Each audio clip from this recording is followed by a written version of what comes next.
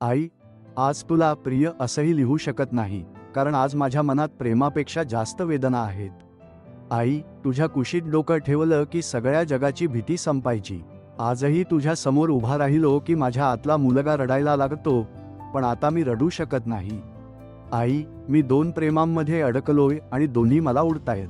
तू म्हणतेस तो माझा मुलगा आहे, ती म्हणते तो माझा नवरा आहे, आणि कुणीच म्हणत नाही तो माणूस आहे. आई, तुला माझा बदल दिसतो, पण माझं तुटणं दिसत नाही.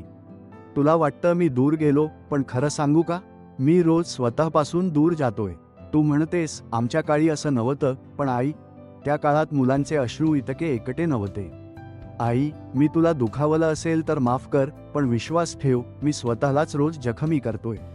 तुझ्यासाठी मी कमी पडलो, तिच्यासाठी मी अपुरा ठरलो, आणि स्वतःसाठी मी काहीच उरलो नाही.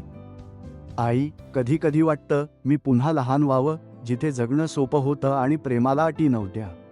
आज तू मला हरवलेला मुलगा समजतेस, ती मला न समजणारा नवरा म्हणते, आणि आरशातला माणूस मला ओळखतही नाही. आई, एकच इच्छा आहे, माझ्या अंत्यसंस्काराला येताना कोणी म्हणू नये तो चांगला मुलगा होता, तर एवढंच म्हणावं तो खूप थकला होता. तुझाच आता खूपच थकलेला मुलगा.